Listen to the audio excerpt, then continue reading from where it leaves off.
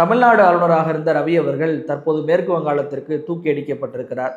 ரவி அவர்களை பொறுத்த வரைக்கும் அவரை இந்த மாநிலத்திலிருந்து அகற்றுங்க அகற்றுங்க நம்ம சொல்லும் போதெல்லாம் செய்யவே இல்லை. ஆனா இப்போ எதற்காக அவரை நீக்கி இருக்கிறாங்க, மாற்றி இருக்கிறாங்க அப்படின்றது நமக்கு தெரிய வரல. நமக்கு கேரளாவில் ஆளுநராக இருக்கக்கூடிய அர்லேக்கர் அவர் தான் கூடுதல் பொறுப்பாக தமிழ்நாட்டையும் கவனிக்க வச்சிருக்கிறாங்க அப்படின்ற தகவல் என்பது நேற்றைக்கு வெளியாயிருக்கு. ரவி அவர்களை பொறுத்த வரைக்கும் அவர் தமிழ்நாட்டை விட்டு போக போகிறார். தனிப்பட்ட முறையில் அவருக்கு ஒப்பீனியன் தமிழ் சேனல் நன்றி கடன் பட்டிருக்கு அப்படின்னே சொல்லுவேன்.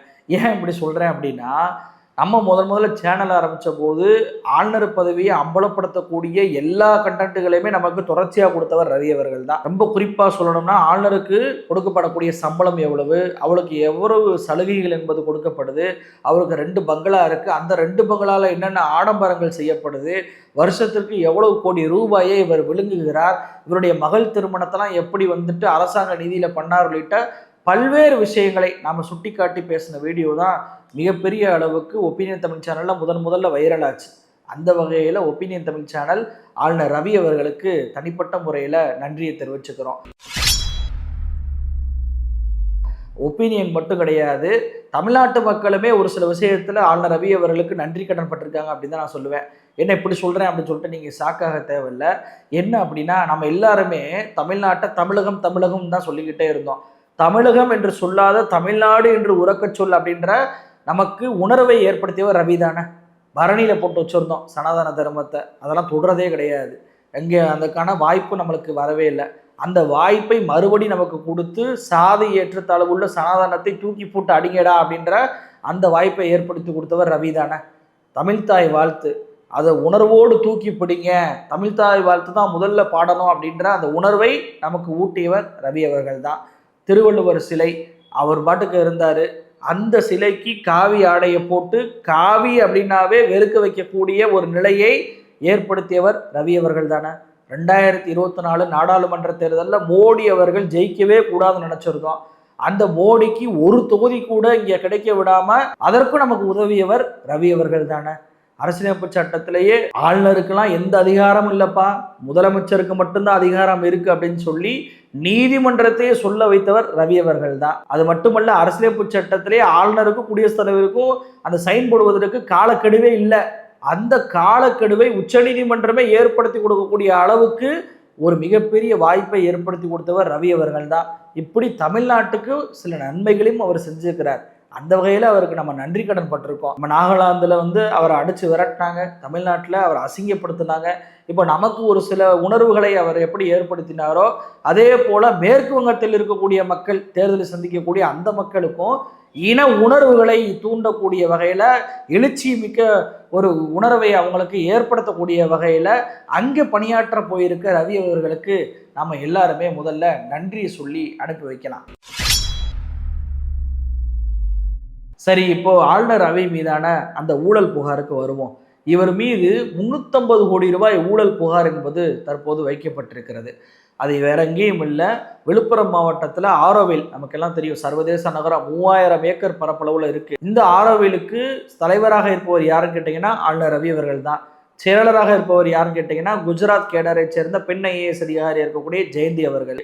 அந்த ஆரோவில் நிலத்தை இவரும் குஜராத் கேடரை சேர்ந்த பெண் IAS அதிகாரியா ஜெயந்தியும் சேர்ந்துட்டு குறைஞ்ச விலைக்கு பண பரிவர்த்தனை பண்ணியிருக்கிறாங்களாம். இதை கையும் களவுமாக அங்கே இருக்கக்கூடிய மக்கள், அந்த பகுதியினர் பிடிச்சு இன்னைக்கு புகாரை விழுப்புரம் SP அலுவலகத்தில் போய் கொடுத்துருக்குறாங்க. யார் யார் புகார் கொடுத்துருக்குறாங்க அப்படின்னா, ஓய்வு பெற்ற இராணுவ மேஜர், நல்லா கவனிங்க, ரவி அவர்கள் மீது புகார் கொடுத்ததை சாதாரண திமுக அதிமுககாரங்க கொடுத்தா கூட ஏதேனும் அரசியல் சாயம் பூசலாம். ஆனால் ஓய்வு பெற்ற இராணுவ மேஜரை கொடுத்துருக்கிறாரு அருண் சம்பதி.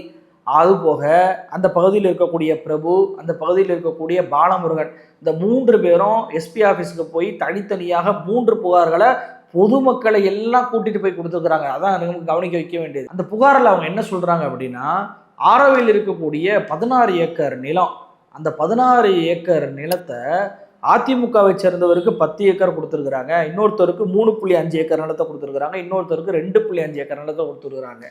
இந்த நிலத்தை இவங்களுக்கு கொடுத்துட்டு ரொம்ப அடிமாட்டு விலைக்கு போகக்கூடிய ஊருக்கு ஒதுக்குப்புறத்தில் இருக்கக்கூடிய எந்த வசதியும் இல்லாத அந்த நிலத்தை ஆரோவிலுக்கு இவங்க வாங்கி இருக்கிறாங்க. அந்த இட பரிவர்த்தனை இவங்க பண்ணதுல மிகப்பெரிய ஊழல் என்பது நடந்திருக்கு. இது குறித்து கண்டிப்பாக விசாரிக்க வேண்டும் அப்படின்றதான் இவங்க கொடுத்திருக்கக்கூடிய புகார். குறிப்பாக அந்த ராணுவ மேஜர் அருண் சம்பதி அவர் என்ன சொல்றாரு அப்படின்னா, ஆரோவில் ஃபவுண்டேஷன்ல ஒரு சில இடங்களை இவங்களாகவே அந்த நிலம்லாம் தேவையில்லை அப்படின்னு சொல்லிட்டு தனியாருக்கு கொடுத்து அடிமாட்டு விலைக்கு போகக்கூடிய நிலங்களை இவங்க ஆரோவில் தள்ளில கட்டிக்கிட்டு இருக்கிறாங்க. இப்படி 16 ஏக்கர் நிலத்தை மோசடி பண்ணியிருக்கிறாங்க. எஸ்பி கிட்ட நாங்கள் புகார் கொடுத்துருக்கோம். அந்த புகாரை பாசிட்டிவா அவர் எடுத்திருக்கிறாரு, நடவடிக்கை எடுப்பதாக சொல்லியிருக்கிறாரு. வெறுமன நிலத்தை மட்டும் இவங்க மோசடி பண்ணல, ஆரோவில் பகுதியில் இருக்கக்கூடிய செம்மரங்கள் மணல் எல்லாத்தையுமே இவங்க திருட்டுத்தனமா விற்று மிகப்பெரிய மோசடி என்பது நடந்திருக்கு. இப்படியான புகார்களை இவங்க மேல கொடுக்க போனா எங்க வீட்டோடைய நெட்டை வந்து கனெக்ஷனை கட் பண்ணி விட்டுறாங்க, பல்வேறு சித்திரவதைகளை எங்களை நோக்கி பண்றாங்க அப்படின்னு சொல்லிட்டு தன்னுடைய புகார் அவர் வைக்கிறார். ஒரு ஓய்வு பெற்ற ராணுவ மேஜருக்கே அவர் வீட்டுடைய நெட் கனெக்ஷனை கட் பண்ணி விட்டுருக்கிறாங்க, பல்வேறு சித்திரவதைகளை பண்ணியிருக்கிறார் ரவி அவர்கள். எவ்வளவு பெரிய குற்றச்சாட்டு பாருங்க. இவர் மட்டுமல்ல, அடுத்து ஆளுநர் ரவி மீது புகார் தெரிவித்திருக்கக்கூடிய பாலமுருகன் அவர் என்ன சொல்றாருன்னா, 2021 ஆளுநர் ரவி அவர்கள் பதவியேற்றதுலேருந்தே இந்த பிரச்சனை என்பது இங்கே நடந்துகிட்டே இருக்கு. நிலத்தெல்லாம் அடிமாட்டு விலைக்கு வித்துக்கிட்டு இருக்கிறாங்க. எந்த அளவுக்கு விற்கிறாங்க அப்படின்னா, இவங்க விற்கிறாங்கல்ல ஆரோவில் நிலம், அது ஒரு சதுரடி 16 ரூபாய்க்கு வித்துருக்கிறாங்க. அதை வாங்கின அந்த தனிநபர் அதை பிளாட்டு போட்டு ஒரு சதுரடி எவ்வளவு தெரியுமா வித்துருக்கிறாரு? 6000 ரூபாய்க்கு வித்துருக்கிறாரு. அப்போ 6000 ரூபாய் போகக்கூடிய மதிப்புடைய நிலத்தை வெறும் 16 ரூபாய்க்கு வித்துருக்கிறாங்க. இதனால ஆரோவிலுக்கு மட்டும் 350 கோடி ரூபாய் நஷ்டமாயிருக்கு. வெறுமன ஆரோவிலுக்கு மட்டும் நஷ்டம் என்பது கிடையாது, தமிழ்நாடு அரசுக்கும் வருவாய் இழப்பு என்பது ஏற்பட்டிருக்கு. இது 2023 தொடர்கதையாகவே இருந்துகிட்டு இருக்கு. அதிகாரிகளுக்கு இது தெரியும். கண்டிப்பாக இந்த முறை நடவடிக்கை எடுத்தே ஆகணும் அப்படின்னு சொல்லிட்டு அவர் தன்னுடைய புகார் மனுவில் கொடுத்திருக்கிறார். இது போக சமூக ஆர்வலரான பியூஷ் மனுஷ் அவர்களுமே விழுப்புரம் எஸ்பி ஆஃபீஸில் ஒரு புகாரை கொடுத்திருக்கிறார். 5 ஆண்டுகளில் பல கோடி ரூபாய்க்கு ஊழல் என்பது நடந்திருக்கு. இப்போ ஒரு ஊழல் தான் வெளியாகிருக்கு. எஸ்பி ஆஃபீஸில் வந்து இப்போ கொடுத்துருக்கோம். பாஜக RSS சொல்லி தான் இது போன்ற ஊழல்களை இவங்க 2 பேரும் பண்ணாங்களா அப்படின்றத விசாரிக்கணும். எஸ்பி வந்து 6 நாட்களுக்குள் நடவடிக்கை எடுப்பதாக சொல்லியிருக்கிறாரு. ஒருவேளை எடுக்கவில்லை என்றால் கண்டிப்பாக தொடர்ச்சியாக போராட்டத்தை நாங்கள் பண்ணுவோம் அப்படின்னு சொல்லி அவங்க சொல்லியிருக்கிறாங்க. அப்போ ரவி அவர்கள் தமிழ்நாட்டில் ஆளுநராக இருக்கும் போதே ஆரோவிலுக்கும் அவர் தலைவராக இருந்தார். இப்படி தலைவராக இருந்த ஆரோவில்ல மிகப்பெரிய ஊழலை 350 கோடி ரூபாய் மதிப்புள்ள ஊழலை ஆரோவிலுக்கும் பண்ணி தமிழ்நாடு அரசுக்கும் இவர் வரி வருவாயை செலுத்தி இருக்கிறாரு. சரிங்க, இவர் ஆளுநராக இருக்கிறாரு, ஆளுநரை வந்து விசாரிக்க முடியுமா? ஏற்கனவே தமிழ்நாடு ஆளுநராக பதவியில் இருக்கும் போதே ஆரோவிலுக்கும் இவர் தலைவராக இருக்கிறார் அப்படின்னு சொல்லி தந்தை பெரியார் திராவிடர் கழகத்தின் சார்பாக ஒரு மனுவையே உயர்நீதிமன்றத்தில் போட்டாங்க. ஒரே அரசாங்க பதவியில் இருப்பவர் எப்படி 2 சம்பளம் அரசாங்க சம்பளம் வாங்கலாம்? இவரை கண்டிப்பாக நடவடிக்கை எடுக்கணும்னு சொன்னப்போ சென்னை உயர்நீதிமன்றம் ஆளுநர் மீது எப்படி நடவடிக்கை எடுக்க முடியும் அப்படின்னு சொல்லி கேட்டாங்களே. அப்போ இந்த வழக்கிலையுமே அவர் மீது நடவடிக்கை எடுக்க முடியாதா? ஆரோவில் என்பது ஒன்றிய அரசு கட்டுப்பாட்டில் வருவதாச்சே, எப்படி நடவடிக்கை எடுப்பாங்க அப்படின்னு சொல்லி கேட்கலாம். ஆனால் ஆரோவிலுடைய நிர்வாகம் வேண்டுமானால் இந்த ஆளுநர் பதவி, IAS அதிகாரி போன்றவர்களை நியமிப்பது வேண்டுமானால் ஒன்றிய அரசாக இருக்கலாம். ஆனால் ஆரோவிலே இருக்கக்கூடிய நிலம் தமிழ்நாடு அரசு கட்டுப்பாட்டில் வருது. அதில் இருக்கக்கூடிய சட்டம் ஒழுங்கு தமிழ்நாடு அரசு கட்டுப்பாட்டில் வருது. இப்போ நிலத்தை இவங்க கூறு போட்டு குறைந்த விலைக்கு வித்துருக்குறாங்கல்ல, அதை விசாரிக்கக்கூடிய அதிகாரம் தமிழ்நாடு அரசுக்கு வந்துடும். நிலத்தை இப்படி வித்தாங்க அப்படின்ற புகாரை தெரிவித்ததுனால இராணுவ மேஜருக்கே பல்வேறு சித்திரவதைகளை பண்ணாங்கல்ல, அது சட்டம் ஒழுங்கு தமிழ்நாடு அரசு விசாரிக்கலாம். அப்போ தமிழ்நாடு அரசு ஆளுநர் ரவி அவர்கள் மீது நடவடிக்கை எடுக்கக்கூடிய வாய்ப்புகள் அதிகமாகவே சட்டப்பூர்வமாகவே இருக்கு.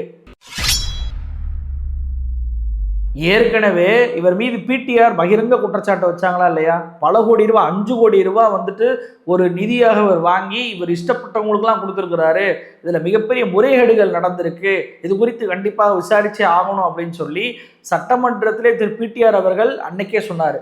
இன்னைக்கு அவர் சொன்ன போதும் கூட அவர் திருந்தாம ஆரோவில் இருக்கக்கூடிய நிலங்களை கூறு போட்டு இவங்க வித்திருக்கிறாங்க அப்படின்றத அந்த பகுதியில் இருக்கக்கூடிய மக்களை குற்றச்சாட்டை வைக்கக்கூடிய நிலைமைக்கு இருக்கு. எதற்காக இவ்வளவு குறைவாக இந்த நிலத்தை மற்றவர்களுக்கு கொடுக்கணும்? அப்ப ஏதாவது ஆதாயம் இவர் அடைந்திருக்கிறாரா அப்படின்ற பார்வை இருக்கணும். ஏன்னா எந்த ஆதாயமும் அடையலை அப்படின்னா என்ன விலைக்கு போதோ அதை வந்து வித்துட்டு வேற நிலத்தை பரிவர்த்தனை பண்ணலாம், அதுல தப்பு சொல்ல முடியாது. ஆனா 6000 ரூபாய் போற நிலத்தை 16 ரூபாய்க்கு இவங்க கொடுத்துருக்குறாங்க அப்படின்னா ஆதாயம் அடைஞ்சா மட்டும்தான் அப்படி கொடுக்க முடியும் அப்படின்றதுதான் அந்த பொதுமக்கள் வைக்கக்கூடிய குற்றச்சாட்டு. எனவே இது குறித்து விழுப்புரம் எஸ்பி உரிய விசாரணையை செய்தே ஆக வேண்டும் அப்படின்றதான் என்னை போன்ற நாட்டு பொதுமக்களுடைய அனைவருடைய கருத்தாக இருக்கு. இவர் ஆளுநரு, இவர் பெரிய ஆளு, இவர் மீது விசாரிக்க முடியாது, சட்ட பாதுகாப்பு அவருக்கு இருக்கு அப்படின்லாம் சொல்லலாம். ஆனால் ஆரோவில் ஃபவுண்டேஷனாக அவர் செய்ததை ஆளுநராக நம்ம கருத முடியாது. ஆரோவில் ஃபவுண்டேஷன் தலைவராக அவர் மீது நம்மளால் நடவடிக்கை எடுக்க முடியுமா, முடியாதா? அந்த குறைந்தபட்ச நடவடிக்கையாவது அந்த புகாரையாவது விசாரித்து அவர் ஊழல் செய்திருக்கிறாரா அப்படின்றதையாவது நாட்டு மக்களுக்கு தெரியப்படுத்தணும். ஒன்றிய ஹோம் மினிஸ்ட்ரிக்கு இதை ஒரு ரிப்போர்ட்டாகவே அனுப்பணும், இவர் எப்படிப்பட்ட ஊழலை பண்ணியிருக்கிறாரு அப்படின்னு சொல்லி. ஒருவேளை அந்த ஊழலாம் பண்ணது தெரிஞ்சதுனால மிகப்பெரிய அளவுக்கு பிரச்சனையாக மாறதுனால தான் இவரை தூக்கி அடிச்சிட்டாங்களா அப்படின்றதும் தெரியலை. அப்போ கண்டிப்பாக தமிழ்நாடு அரசு ரவி அவர்களை விசாரிக்க தான் போகிறாங்க. இந்த சூழலில் தான் பார்த்தீங்கன்னா இன்னைக்கு ரவி அவர்கள் பிரியா விடை போகிறாரு. கடைசி கையெழுத்தை போட்டார். உயர்நீதிமன்றத்துடைய தலைமை நீதிபதியை நியமனம் பண்ணக்கூடிய அந்த கையெழுத்து தான் ரவியுடைய கடைசி கையெழுத்து. என்னதான் நமக்கு இடைஞ்சல்களை குடைச்சல்களை கொடுத்திருந்தாலும் நம்ம ஊருக்கு வரும்போதும் சரி போகும்போதும் சரி அதற்குரிய கண்ணியத்தை கொடுக்கக்கூடிய மாநிலம் தான் நம்ம தமிழ்நாடு. நம்ம தமிழ்நாட்டு மக்களும் அப்படிப்பட்டவர்கள் தான். அதன் அடிப்படையில் பார்த்தீங்கன்னா முதலமைச்சர் ஸ்டாலின் அவர்கள் ராஜ்பவனுக்கு இன்னைக்கு போயிட்டு ரவி அவர்களுக்கு பிரியா விடை கொடுத்திருக்கிறார். இது சம்பவம் கிடையாது, இதுக்கப்புறம் தான் சம்பவம். எந்த திருவள்ளுவருக்கு காவி சாயத்தை பூசி காவி ஆடை உணைந்த இவர் ஒரு புலவர், இவர் ஆன்மீக சொற்பொழிவாளர், இவர் ஒரு சித்தர் அப்படின்னு சொல்லி ஆன்மீகவாதியாக காட்ட நினைத்த அதே திருவள்ளுவரை அந்த கன்னியாகுமரியில் நம்ம வச்சிருக்கோம் தெரியுமா, மிகப்பெரிய அடையாளமா. நீ விவேகானந்தரை வச்சிருக்கியா, நான் திருவள்ளுவரை வைக்கிறேன் அப்படின்னு சொல்லிட்டு கலைஞர் அவர்கள் ஒரு சமூக அடையாளமாக தமிழ்நாடு எப்படிப்பட்டது என்பதற்கு அடையாளமாக திருவள்ளுவர் சிலையை வச்சார்ல, அதே மாடல் அடங்கிய திருவள்ளுவர் சிலையை ஆளுநர் ரவி அவர்களுக்கு முதலமைச்சர் கொடுத்திருக்கிறார். செம்ம ட்விஸ்ட். உண்மையிலே மிகப்பெரிய ஆப்பு, ஒரு அவமானம் அந்த ரவி அவர்களுக்கு. திருவள்ளுவர் சிலையை வாங்கும்போது கண்டிப்பாக நம்மை சுட்டி காட்டும் விதமாக, நமக்கு பாடம் போட்டும் விதமாக தான் முதலமைச்சர் இதை தர்றார் அப்படின்றது ரவிக்கும் கண்டிப்பாக தெரியும். வேற வழி இல்லையே, என்ன அதிகாரம் இருக்கு, ஒன்றும் ஆட முடியாது. ரவி அவர்கள் இதை வாங்கிட்டு பேசாமல் வாயை மூடி கிளம்பணும் தான். இப்போது இங்கே இருக்கக்கூடிய சொகுசும் இங்கே இருக்கக்கூடிய அரசாங்கமும் நாகரிகமான முறையில் ரவி அவர்களை ஹேண்டில் பண்ணிச்சு. இப்போ போய் மாற்றுறது யாருக்கிட்ட? மேற்கு வங்காளம். அது எலெக்ஷனே பார்த்தீங்கன்னா வன்முறையாக தான் நடக்கும். ஒரு ஈடியே போயிட்டு ஒருத்தர் கைது பண்ண போகும்போது ஈடியவே அங்கே இருக்கக்கூடிய பொதுமக்கள் அடித்து விரட்டினாங்க. பாஜக அமித்ஷா போகக்கூடிய காரிலே கல்ல விட்டு எறியக்கூடிய மாநிலம், ஆளுநர் போனால் கல்ல விட்டு எறியக்கூடிய மாநிலம். அப்படிப்பட்ட மாநிலத்துக்கு ஆளுநர் ரவி அவர்களை போய் இன்னைக்கு மாற்றி அமைச்சிருக்கிறாங்க. எதற்காக இந்த பனிஷ்மெண்ட் எனக்கு தெரியலை. ஒருவேளை உன்னால தான் இப்படி காலக்கெடுவே எங்களுக்கு வந்துச்சு, அதை உச்சநீதிமன்றத்தில் மாற்றலான்னு பார்த்தா அதை எங்களால் மாற்ற முடியாமல் போச்சு, இவ்வளோ பெரிய நெருக்கடியை உன்னால தான் ஏற்படுத்தினேன், உனக்கு இனிமேல் மாற்றுறேன் அப்படின்னு சொல்லிட்டு மாற்றுறாங்களா? இல்லை நீ தமிழ்நாடு அரசுக்கு என்ன நெருக்கடி கொடுத்தாலும் அது தமிழ்நாட்டு தேர்தலில் எங்களுக்கு எதிராக திரும்பிடுது, எப்பா நீ இருக்காத அப்படின்றதுக்காக இவரை மாற்றுறாங்களா என்னது தெரியலை. கடைசியாக பசனெல்லாம் பாடி பார்த்தாரு, என்னென்னமோ சொல்லி பார்த்தாரு. இவருக்கு விபி ஆகணும்னு ஆசை அப்படின்னு சொல்லிட்டு அடிக்கடி மூத்த பத்திரிகையாளர் இருக்கக்கூடிய தராஸ் ஷாம் அவர்கள் நம்ம நேர்காணலில் கூட சொல்லியிருக்கிறாரு. அதற்காக தான் இவ்வளவு தூரத்துக்கு இவர் பண்ணிக்கிட்டு இருக்கிறாரு, எப்படியாவது அண்ணாமலை இடத்துல ஆளுநர் ரவி வந்துடணுன்றது தான் இவருடைய பிளான் அப்படின்றதெல்லாம் சொல்லியிருந்தார். எனக்கு என்ன சோகம் அப்படின்னா, கொடுமையை பாருங்களேன், 2 இரட்டை கொலை துப்பாக்கியாக இருந்த அண்ணாமலை ஐபிஎஸ் பதவியும் பிடிக்கிட்டாங்க, ஆளுநர் ரவி ஐபிஎஸ் பதவியும் பிடிக்கிட்டாங்க. 2 ஐபிஎஸ்களுக்குமே ஆப்பு. முதல்ல அண்ணாமலைக்கு ஆப்பு, இப்போ ஆளுநர் ரவிக்கு ஆப்பு. என்ன பாவம் பண்ணாங்க, என்ன காரணத்திற்காக இவருடைய பதவியை பறிச்சாங்கன்றதுக்கு 2 பேருக்குமே காரணம் இது வரைக்கும் சொல்லலை. ரவி அவர்களுக்காவது மேற்கு வங்காளத்தில் பதவி என்பது கிடைச்சதுக்கு, அண்ணாமலைக்கு அதுவும் இல்லை. அப்படி மேற்கு வங்காளத்தில் பதவி கிடைச்சது அப்படின்னு சொல்லிட்டு ரொம்ப பெருமை பேசக்கூடிய வாய்ப்பும் ரவிக்கு கிடையாது. ஏன்னா மேற்கு வங்காளம் எப்படிப்பட்ட மாநிலம் அப்படின்றது தெரியும். இங்கே முதலமைச்சர் ஸ்டாலின் அவர்களை போல நாகரிகமாக டீல் பண்ண மாட்டார். அங்கே மம்தா பானர்ஜியோடைய நடவடிக்கை வேற மாதிரி இருக்கும். ஏற்கனவே தங்கர், ஜெகதீப் தங்கர் அங்கே மாநில ஆளுநராக இருந்து ராஜினாமா பண்ணவர். இப்போ போஸு அதுவும் ராஜினாமா பண்ணியிருக்கிறாரு. அப்போ அங்கே போய் தான் ரவி அவர்கள் ராஜினாமா பண்ணக்கூடிய நிலைமை ஏற்படுமோ அப்படின்றது தெரியலை. எது இருந்தாலும் ஆளுநர் ரவி அவர்கள் மிகப்பெரிய ஆப்பை தனக்குத்தானே ஏற்படுத்தி கொண்டார். ஆரோவில் அவர் பண்ண மிகப்பெரிய முறைகேடு, பெரிய யோகியன் மாதிரி பேசுவார். சனாதன தர்மம் இதெல்லாம் ஒரு நல்ல தர்மம், இதை கடைபிடிக்கணும் அப்படி இப்படின்னு பேசிக்கிட்டு இருந்தவர் இப்படி தனக்கு ஒப்படைக்கப்பட்ட ஒரு பொறுப்பு, சம்பளம் வாங்கிக்கிட்டே அந்த பொறுப்பை இப்படி ஒரு துஷ்பிரயோகம் பண்ணியிருக்கிறாரு. இப்படி அந்த ஆரோவில் இருக்கக்கூடிய நிலங்களை அடிமாட்டு விலைக்கு கொடுத்திருக்கிறார் அப்படின்ற புகாரை கண்டிப்பாக ஆளுநர்லாம் பார்க்காம இவர் தமிழ்நாட்டை விட்டு தான் போயிட்டாரு அப்படின்ற கருதாம இவர் மீது உரிய நடவடிக்கையை தமிழ்நாடு அரசு எடுக்க வேண்டும் அப்படின்றதான் மீண்டும் என்னுடைய கோரிக்கையாக வச்சுக்கிறேன். நன்றி.